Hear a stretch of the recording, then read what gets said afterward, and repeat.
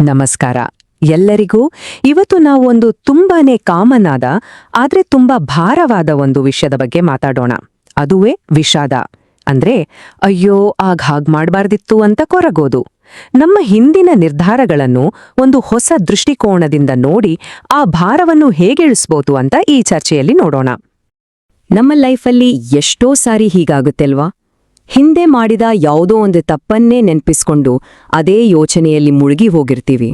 ಆ ನೆನ್ಪುಗಳು ನಮ್ಮ ಇವತ್ತಿನ ಖುಷಿಯನ್ನ, ಸಮಾಧಾನವನ್ನ ಹೇಗೆ ಕದ್ಬಿಡುತ್ತೆ ಅನ್ನೋದ್ರ ಬಗ್ಗೆನೇ ಇವತ್ತಿನ ನಮ್ಮ ಈ ಮಾತುಕತೆ.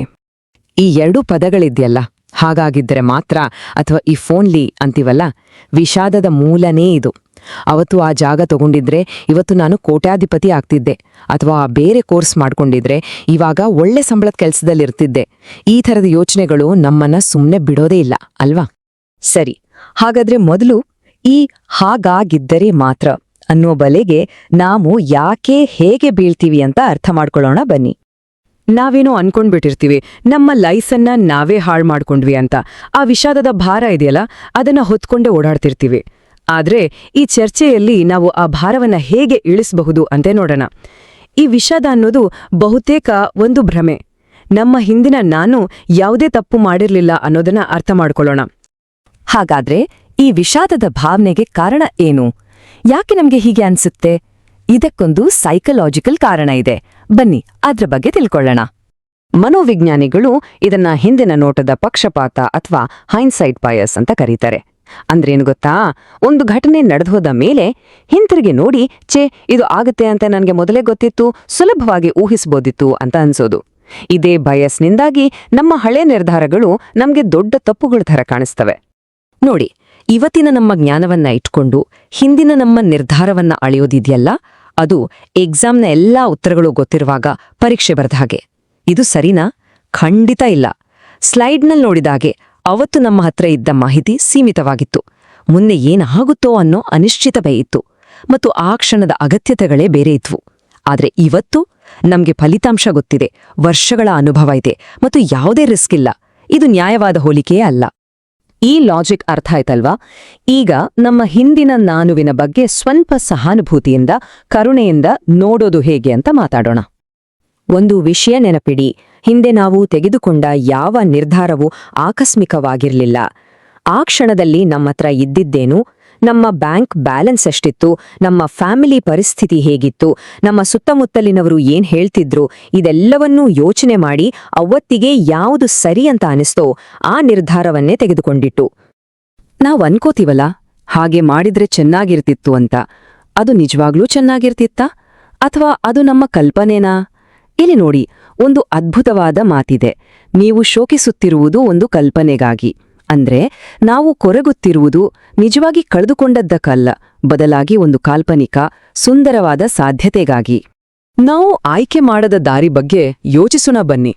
ಆ ಸೂಪರ್ ಕೆಲ್ಸ ಸಿಕ್ಕಿದ್ರೆ, ಅಲ್ಲಿ ಬಾಸ್ ಸರಿ ಇರ್ಲಿಲ್ಲ ಅಂದ್ರೆ, ಆ ಕನಸಿನ ಜಾಗ ತಗೊಂಡಿದ್ರೆ, ಅದು ಯಾವುದೋ ಲೀಗಲ್ ಕೇಸಲ್ಲಿ ಸಿಕ್ಕಾಕೊಂಡಿದ್ರೆ, ನಾವ್ ಅನ್ಕೋತೀವಿ ಆ ದಾರಿ ಪರ್ಫೆಕ್ಟ್ ಆಗಿರುತ್ತೆ ಅಂತ. ಆದ್ರೆ ಪ್ರತಿಯೊಂದು ಆಯ್ಕೆಗೂ ಅದರದ್ದೇ ಆದ ರಿಸ್ಕ್ಗಳು, ಸಮಸ್ಯೆಗಳು ಇದ್ದೇ ಇರುತ್ತೆ. ಸೊ ನಮ್ಮ ಹಿಂದಿನ ನಾನುವನ್ನ ಜಡ್ಜ್ ಮಾಡೋ ಬದಲು ಅವರನ್ನ ಸ್ವಲ್ಪ ಪ್ರೀತಿಯಿಂದ ನೋಡೋಣ. ಅವರೇನು ಮೂರ್ಖರಲ್ಲ.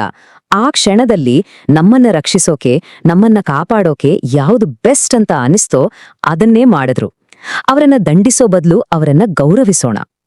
ಸರಿ, ಹೀಗೆ ಭೂತಕಾಲದಲ್ಲೇ ಬದುಕೋದ್ರಿಂದ ಆಗೋ ನಷ್ಟವಾದ್ರೂ ಏನು? ಇದ್ರ ಬೆಲೆ ನಾವು ತೆರೆಬೇಕಾಗತ್ತೆ. ಅದು ಏನು ಅಂತ ನೋಡೋಣ. ನಮ್ಮ ಮೆಂಟಲ್ ಎನರ್ಜಿಯನ್ನ ಒಂದು ಮೊಬೈಲ್ ಬ್ಯಾಟರಿ ಅಂತ ಅಂದ್ಕೊಳ್ಳೋಣ. ಪ್ರತಿದಿನ ಬೆಳಗ್ಗೆ 100% ಚಾರ್ಜ್ ಇರುತ್ತೆ. ಅದರಲ್ಲಿ 60% ಚಾರ್ಜನ್ನ ಅಯ್ಯೋ ಹಿಂದೆ ಹೀಗಾಯ್ತಲ್ಲ ಅಂತ ಯೋಚಿಸೋದಿಕ್ಕೆ ಖಾಲಿ ಮಾಡಿದ್ರೆ, ಇನ್ನೊಂದು 30% ಅನ್ನ ನಾಳೆ ಏನಾಗುತ್ತೋ ಅಂತ ಟೆನ್ಷನ್ ಮಾಡ್ಕೊಳ್ಳೋಕೆ ಖರ್ಚು ಮಾಡಿದ್ರೆ, ಇವತ್ತಿನ ಬದುಕೋಕೆ ಉಳಿಯೋದು ಎಷ್ಟೋ? ಬರೀ 10%. ಇದು ತುಂಬಾನೇ ಸತ್ಯ ಅಲ್ವಾ? ಗಾಡಿ ಓಡಿಸುವಾಗ ಬರೀ ರಿಯರ್ ವ್ಯೂ ಮಿರರ್ ನೋಡ್ತಿದ್ರೆ ಮುಂದೆ ಹೋಗಕ್ಕಾಗತ್ತಾ? ಖಂಡಿತ ಇಲ್ಲ. ಅಪಘಾತ ಗ್ಯಾರಂಟಿ. ಜೀವನಕ್ಕೂ ಇದೇ ಮಾತು ಅನ್ವಯಿಸುತ್ತೆ. ಓಕೆ, ಇಷ್ಟೆಲ್ಲ ಆಯ್ತು. ಹಾಗಾದ್ರೆ ಇದಕ್ಕೆ ಪರಿಹಾರ ಏನು?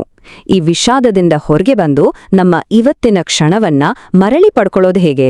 ಬನ್ನಿ ಕೆಲವು ಸಿಂಪಲ್ ಸ್ಟೆಪ್ಸ್ ನೋಡೋಣ. ಈ ಮಾತನ್ನ ಗಮನವಿಟ್ಟು ಕೇಳಿ. ಭೂತಕಾಲವು ಉಲ್ಲೇಖದ ಸ್ಥಳವೇ ಹೊರತು ವಾಸಸ್ಥಾನವಲ್ಲ. ಅಂದ್ರೆ ಪಾಸ್ಟ್ ಅನ್ನೋದು ಒಂದು ರೆಫರೆನ್ಸ್ ಪಾಯಿಂಟ್ ಅಷ್ಟೇ, ಅಲ್ಲಿಗೆ ಹೋಗಿ ವಾಸ ಮಾಡೋ ಜಾಗ ಅಲ್ಲ. ನಮ್ಮ ಹಿಡಿತವಲ್ಲಿರೋದು, ನಿಜವಾಗಿರೋದು ಕೇವಲ ಈ ವರ್ತಮಾನದ ಕ್ಷಣ. ಹಾಗಾದ್ರೆ ಇವತ್ತಿಂದ ಏನ್ ಮಾಡ್ಬೇಕು ನೋಡಿ, ಇಲ್ಲಿದೆ 3 ಸಿಂಪಲ್ ಸ್ಟೆಪ್ಸ್.